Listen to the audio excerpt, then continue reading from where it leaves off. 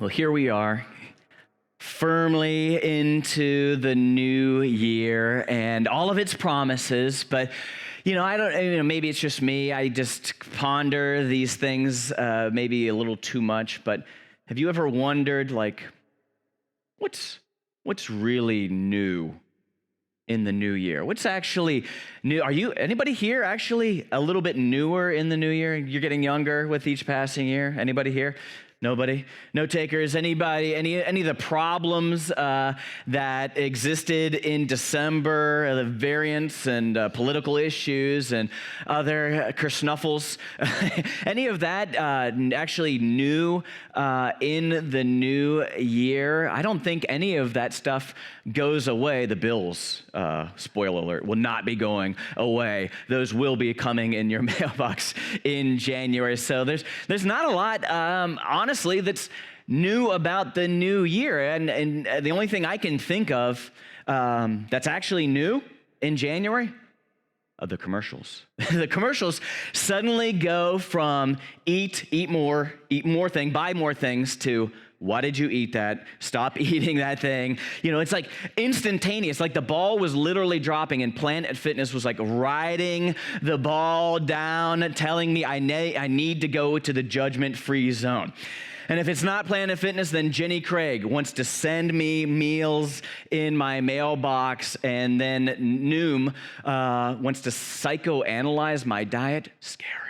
I don't know if you really want to go there, Noom, but that's about the only new things that I can see coming right at us in the new year at all. And maybe, I think, because we're not really new in the new year, we have a hard time keeping a lot of the resolutions that we tend to make when the calendar flips over. And I'm not against resolutions. I think there is something that God's placed inside each one of us that when we see that calendar day flip, we realize that, time is a gift from God, and it makes us want to focus on what my priorities need to be the person that I desire to be. So I'm not against making changes in our lives, but maybe we need to change the way we think about making those changes. Because I guarantee all of you can answer this question, even if you don't know what's new in the new year. All of you can answer or tell me, what is the one thing that you would like to see different about yourself in this new year? Undoubtedly, all of you are here, and there's at least one thing you're hoping about yourself that you would see different in this coming year. And if that's where you are, we really want to help. We're beginning a new series here throughout the month of January where we are looking at this desire to change. And we're coming at this through the concept of not that any of us are new, but that we do have the opportunity to be renewed. That God is willing to take who we are with all of our baggage and bad habits and hang-ups from 2021 and get at work within each and every one of us to make us into the individual that he desires us to be in this new year. But we're not going to get there by thinking we're going to be brand spanking new on January 1st. We need to understand this concept of renewal. And so this is, I just looked this definition up as a starting point for us to consider, well, what does it mean to be renewed? What is this concept calling us to? And here's some standard definitions. Renewed means to become new or as if new again, to begin again, or to be restored to a former state. And my guess is that when most of you are looking forward to something new in the new year, that heart desire is really us crying out to want to be renewed. We want someone who will come and help us try again. And that's what I love about this concept of renewal, it means that we have the opportunity to start over. And I think that is something all of us are looking for. And that actually is a promise that the Bible offers to us, that in the end, we can be restored to a former state, to something which has been lost, this connection to God that was originally lost. But how we make this journey to renewal makes a big difference in all of our lives. And so throughout this series, we're going to be looking at different ways that we can make this journey, what the right way is, and what the way that is going to lead us into some hangups. And so for my main point today, I'm going to focus in on this simple concept. That's today's big idea, that if we want to be a people of renewal, we need to be a people who give grace. That there's no way any of us can make the changes that we need in our lives unless we're people who are willing to experience grace for ourselves, offer it to ourselves when we make mistakes, and also offer it to other people who we happen to be on this journey of change with. And so if we're going to be a people who can be renewed, we need to be a people who can give grace. Because when it comes to resolutions and other goals that we typically set throughout January, a lot of those don't give grace. A lot of the resolutions that we make are simple, like thou shalt not eat after 7. Thou shalt not spend more than X amount of money a month on this item or that thing. And these resolutions and goals that we set are very stark, and all they offer us is a pass-fail. Did I do it or did I not? And they don't offer us the power to actually do something different. They offer the ability for us to see whether we've made it or failed, but they don't offer us a help to become the different people that we desire to be. And so it's no wonder that so many of us will give up on our resolutions. 3 out of 4 folks who ever make resolutions never make it through the month of January before they give up on what they set out to do, because these things don't help us to change. But by giving grace, we find something much better, something that allows us to not only look at the ways that we don't measure up, but also offers us a vision for who God sees us to be that can extend beyond what we can see and what we can deserve or even imagine. And that's the challenge that grace is willing to offer to us. And it's the story in the whole Bible of renewal. So I want to take about 2 minutes here and just explain how the story of the Bible really is a story of renewal from beginning to end. And then we're going to look at those 2 different ways throughout that story in the Bible that people have sought to get renewed, and why giving grace is the proper path that actually gets us to where we want to go. So if you're not familiar with already, the Bible begins the story of God creating everything and putting the first male and female in this idyllic garden where all of their needs are met and life is working in perfect harmony. And yet in this perfect place, they are given a rule to follow. And during their time there, they begin to doubt that God's there for them, that he has their best intentions in mind. And so they fail to keep this one resolution, if you will. And because they fail to keep that, they lose this privileged place of living in this garden. And so if you think of the Bible in terms of the story that's written, a lot of what the Bible talks about after Adam and Eve lose this perfect place is a story about how do we get back to that former state. How do we get back to that place where we're living where God is and we're experiencing his goodness and his perfection? How can we find our way back home? Is the main point of the Bible. And spoiler alert, if you fast forward to the very end of the Bible, to the book of Revelation, we see at that very last book of the Bible, this garden yet emerging again. And there's the tree of life, and there's the promise of God living with his people, and it's the promise that finally we're going to find our way back home. So the Bible kind of ends, or close to ends, in Revelation 21 with these words of renewal that God speaks. And it says, or John speaks as he's observing what God's doing. And he says, I saw a new heaven and a new earth, for the first heaven and the first earth had passed away. And he who is seated on the throne, that's God, says, behold, I am making all things new.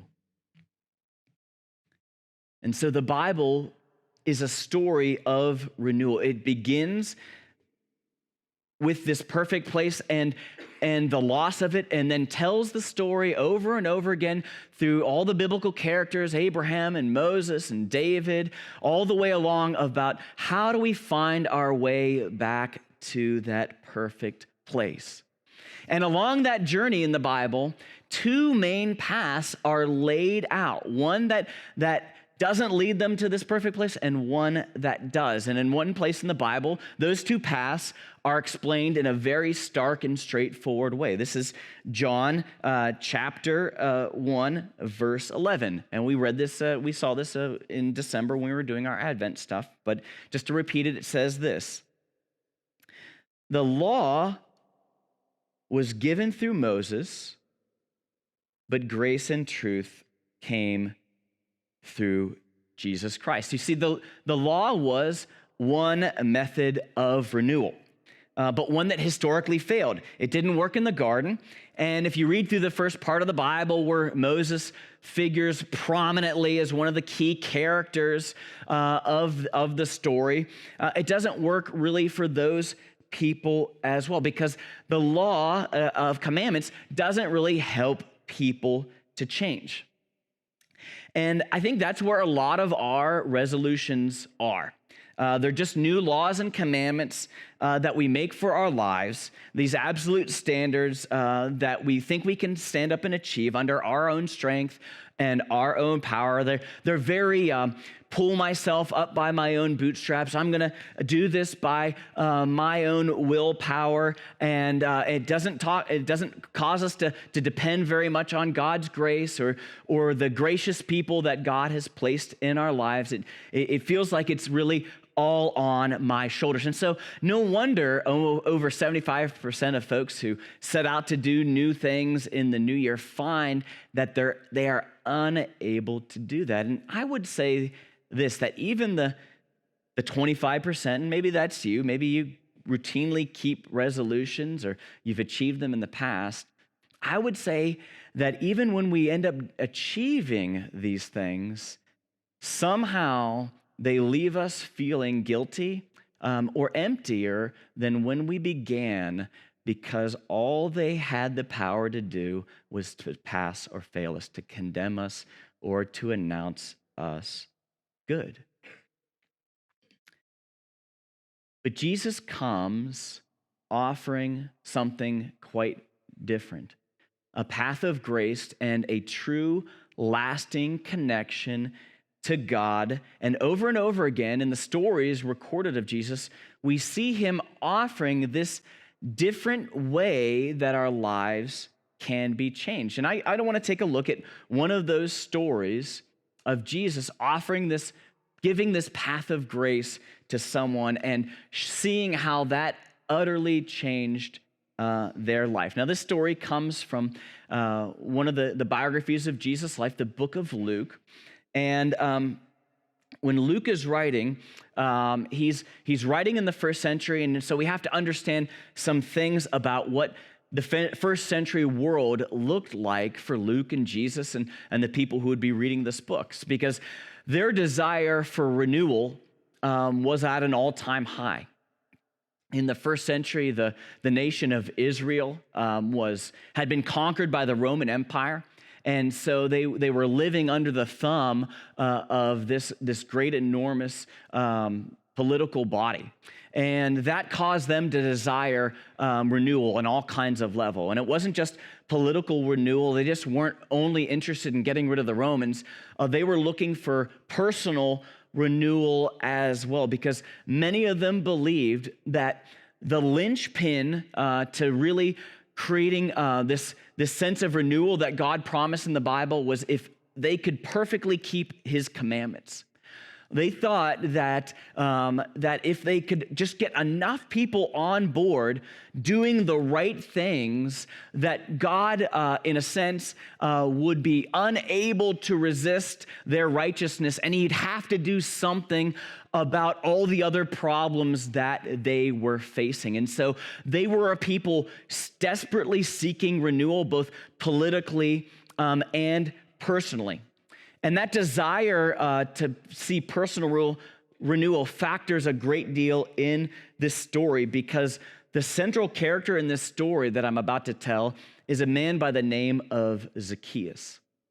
And Zacchaeus, as we'll learn, is a chief tax collector, which means that he has switched teams, and he is actually helping the Romans continue to enforce their rule by collecting taxes, which probably also means that Zacchaeus is a little bit of a thief, because the only way you could make money in this hated of all career paths in Israel is by making sure that you tucked a little away for yourself. And so here's Zacchaeus. He's not the model in the first century of personal renewal, but Jesus sees something quite differently in him. So with all that backstory, let's see how Jesus gives grace to Zacchaeus. So this comes from Luke chapter 19, and where it reads the following, and this is speaking about Jesus. He entered Jericho and was passing through, and behold, there was a man by the name of Zacchaeus. He was a chief tax collector and rich, so we know what he's doing. And he was seeking to see who Jesus was, but on account of the crowd, he could not, because he was small in stature. So he ran on ahead and climbed up into a sycamore tree to see him, for he was about to pass that way. And when Jesus came to the place, he looked up and said to him, Zacchaeus, you thieving scallywag, the book of Exodus says, thou shalt not steal. No, is that what it says? Oh no, I must have a different version here. That's certainly what Jesus could have said. He could have come up to Zacchaeus and said, Zacchaeus, Exodus 20:15 says, thou shalt not steal. And Zacchaeus, you're a thief. And further, Zacchaeus, Exodus 22:7 says that a thief who's caught must return double what he took. And that would all be true. And that's what the law would have said to Zacchaeus. But Jesus says something quite different in verse 5. He says, Zacchaeus, hurry up. Get down here, because I have to stay with you today. And it's maybe a little hard for us to understand the grace that Jesus is offering him to walk up to the most hated person in town and say, hey, Zach, come on, get down here, Zach. I can think of no better place for me to be right now than with you. And to invite himself into Zacchaeus' house. And he's not inviting himself to Zacchaeus' house because Zacchaeus has the best schnacks in town. It's like he is rich, but Jesus isn't just inviting himself over for the best Hot Pockets available in town here. Jesus is doing something very strategic and communal in the first century, because to break bread with somebody in the first century announced to not only that individual, but to the entire community around him that I am not ashamed of you. To be in the same house together and to, as they say, fellowship around the table, it meant connection. It meant family. It meant community. It took every self-righteous rule that was hanging over Zacchaeus' head and shattered them through the offer of grace to him. And in shattering the condemning power of grace, Zacchaeus is set free to do far more than the law could ever command. Notice his response in verse 6. So Zacchaeus hurried and came down and received Jesus joyfully. And when they saw it, this is the crowds, they all grumbled, apparently loud enough to be heard, and said, Jesus has gone to be the guest of a man who is a sinner. And Zacchaeus stood and said to the Lord, behold, Lord, half of my goods I give to the poor, and if I have defrauded anyone of anything, I will restore it fourfold. And Jesus said to him, today salvation has come to this house because he too is a son of Abraham. For the Son of Man, that's Jesus' way of describing himself, came to seek and save the lost.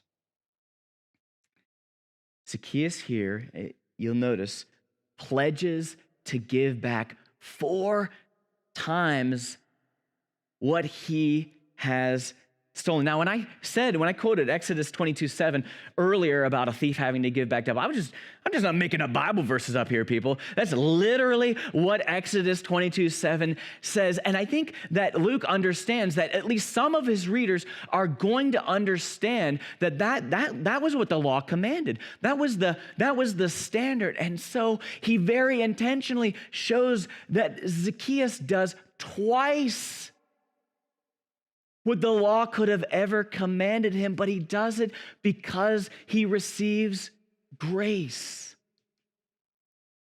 And so he becomes, in a sense, twice the person he could be, because Jesus, instead of offering him the law, offers him grace. Jesus reached over the rules and offered him salvation. Jesus didn't see him as a sinner as the crowds did, but someone who was lost and needing renewal, and so Jesus offers him grace. Right? That's our big idea, that we need to, if we're going to be people on this path of renewal, we need to give grace. That on this journey, the law can't get us there. Strict rules and thou shalt nots only have the power to announce guilty or not guilty over our lives. They don't have the power to actually transform us into the kind of people that we desire to be. Only grace can do that. And it's not because grace just glosses over our faults or our sins. I think that's kind of a misconception of what it means to be a people who are truly centered around grace. Now, the story of Zacchaeus is a perfect example of this.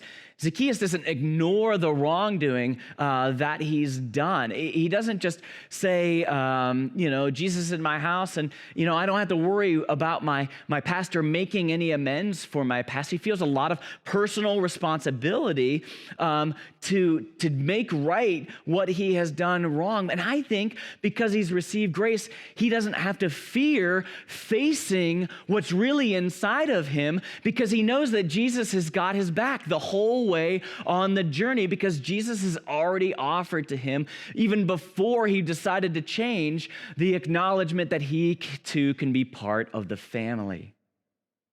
That you too can be part of the story of renewal that Jesus is doing. And I know that's what empowers me to change, whether it's a disagreement with my spouse, or misunderstanding with my kids that gets too heated, and all of a sudden we're saying things that we don't want. It's the acknowledgement that we're still in this together, that nobody's bailing out on each other. It's that foundation that allows us to do the deep work of renewal, because apart from that offer of community through faith, none of us are brave to face what we most fear about ourselves. I mean, maybe it's a stupid example, but in thinking through this, I don't know if some of you I know for sure have gone on some of our men's weekends before. They have these retreat centers out in the middle of the woods, and like a lot of these places, they have different kind of outdoorsy course things, and one of the ones that I love to do are the ropes courses, and it's not like the one up at Ogilvy, which is, it's good, it's fine, it's like 10 feet off the ground, it's good, it's fine, but these ones are like 40 feet up in these trees. I mean, you're at the top of these telephone poles, going from place to place, and whether it's the one up in Ogilvy or the one at these retreat centers, they're all the same. You get strapped up, they put you in this massive harness system so that you can take these belay hooks and like belay on, and you clip on, and you move from obstacle to obstacle. And my wife's going to hate me for this example. She hates heights, but I really love it up there. I mean, there's something just truly peaceful about being in nature and having a perspective on things kind of from the treetops. Being up there, the last time I did those courses, I actually stayed up to help other people transition between obstacles, because I just enjoyed being up there. I didn't even mind looking down so much, but I was strapped in. And I just wonder how comfortable I would have been in that exact same situation if I didn't realize that I was safe, that everything didn't depend on me, that it wasn't up to my own strength, that in a sense, all the consequences had been dealt with by another. And so I had the ability to look at something that was very scary, potentially deadly, but was empowered to do that, if you catch my drift, because I had received grace. And that's exactly what Jesus offers to us. Grace comes into our lives and declares that we're safe, that we're saved. And Jesus says, today salvation has come to Zacchaeus' house. He's not putting him on some kind of waiting list to find out what eternity holds for him. He's announcing that he can know that he's safe today. Because grace is the story of God approaching us to seek and to restore us, and announcing that I have loved you since before the day you were born, that I have dreams and hopes and plans for the rest of your life that you couldn't understand even if I explained them to you, that you don't have to hide from me because I already know you inside and out. I'm the God who's given you life. I am the God who will offer you grace. I am the God who is seeking to save the lost, to offer them renewal. This is my story from the whole beginning, that I am chasing after you in order to bring you home to that place of peace and rest and perfection that all of us desire. We desire it at the beginning of every year, wanting to become what we're truly not, but that is only the foretaste of what ultimately God has for each and every one of us. That's the story of renewal that Jesus offers here in this passage. And it causes quite an uproar, right? The crowds who see Jesus getting the rich guy's snacks, they all grumble, right? They all grumble about Jesus going off to this sinner. But as many of you know, I'm sure you realize that the crowds weren't satisfied with just grumbling at Jesus. Eventually, his life was so unexplainable because of the grace he offered that the crowds and some of the religious leaders of Jesus' day colluded against him. And ultimately, he was arrested, betrayed, and crucified because he was someone who offered grace in a way that they couldn't understand. And yet God took that moment at the cross and does something incredible there. He, in that single moment, shows us not only the incredible cost that loving us would require of him, but his willingness to offer it all the same. And so the cross has this weird reality of confronting us about who we are and what's inside of us potentially, and yet at the same time that we see the depth of that, it's offering us the very forgiveness that we need to actually look inside and experience the renewal that God desires for each and every single one of us. So for Christians, the cross has always been this place that we look to find in this simple, singular act, the amazing story of our brokenness and God's incredible love for us coming together in that one moment. And as we focus on that as Christians, we find the renewal that we need to move forward and to be changed and to be transformed.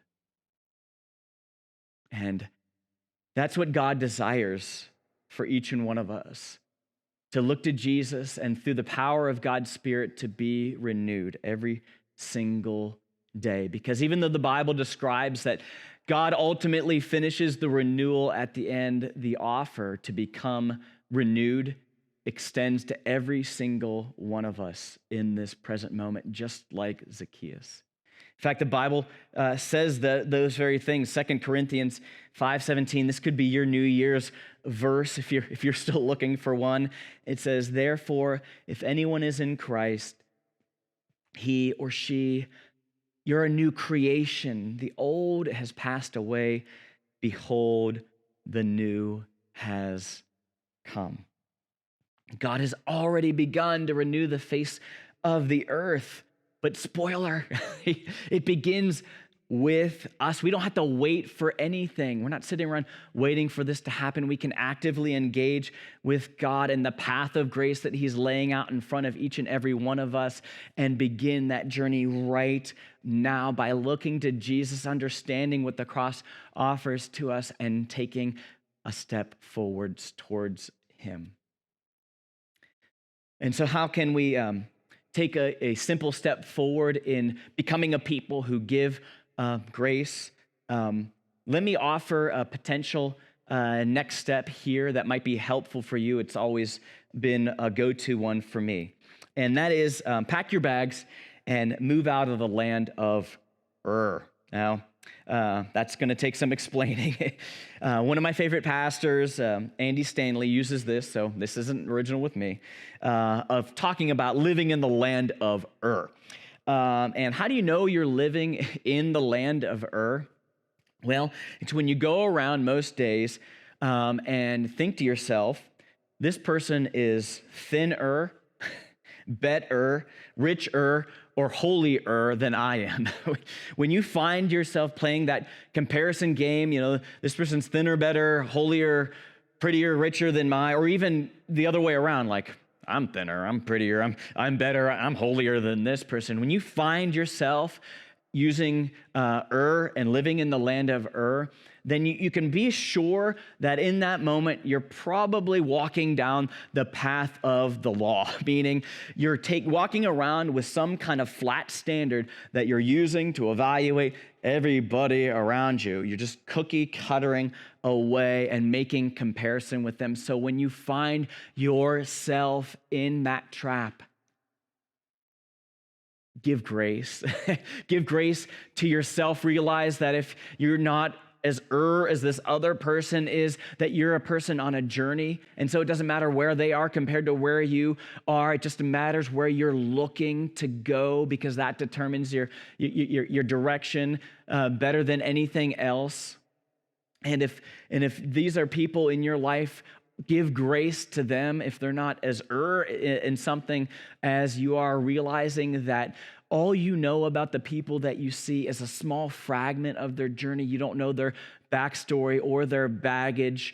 You know it for yourself, and you wish they would offer you grace. So let's just assume we don't know them as well as we think, and give grace to those who may be journeying alongside of us. Get out of the land of Ur. Let that be your barometer with how you're doing on this path, and help you to move forward in giving grace.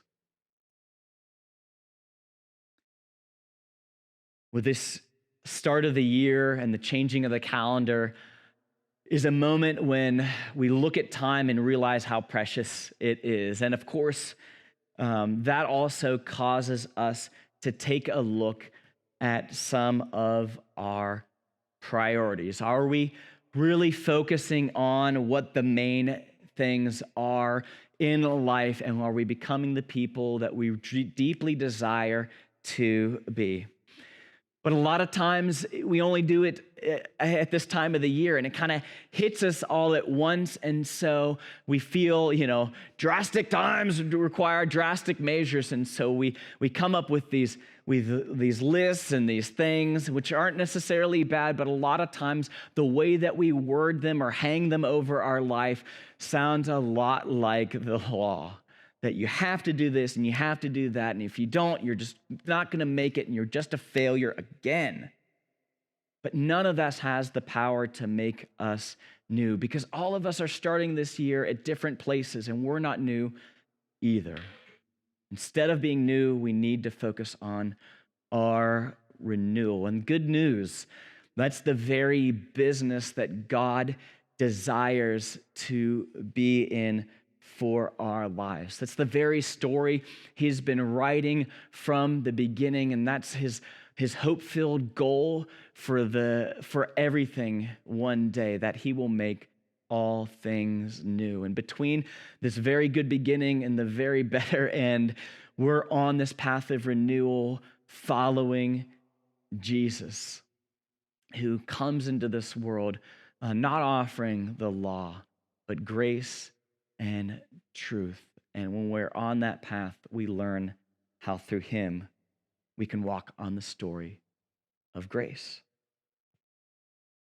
And one of the ways that Jesus offers for us to remind ourselves that we live on this path where we're giving grace is through communion. When you entered into the worship center today, hopefully you received one of these tiny little communion packs. If you didn't, no problem. I'm going to invite the music team to come forward, so they will totally block you if you need to, if you need to sneak into the back. Now is your time. Because communion is set up as a reminder on the journey of grace, that it's through the cross that as Christians we find our renewal.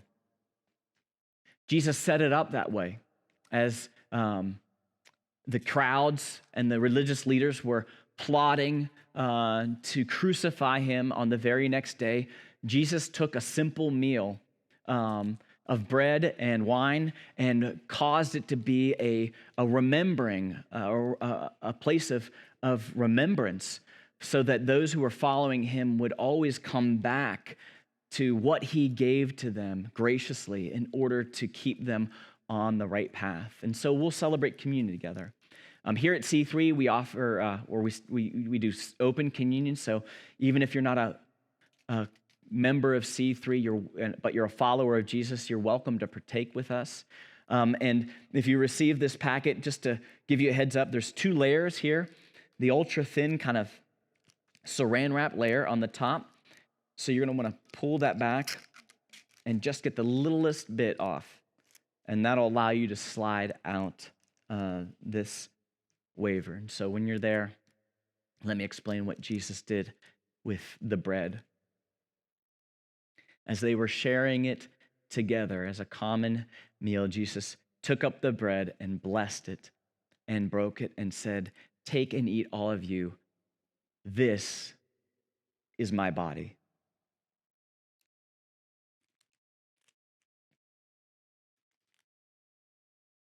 And so after offering his body to them as what would sustain them, he turned to the cup and said, "This cup is the new covenant, not that old path, the new one that I'm offering through my blood.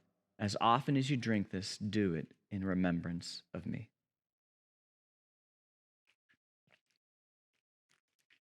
When we do that,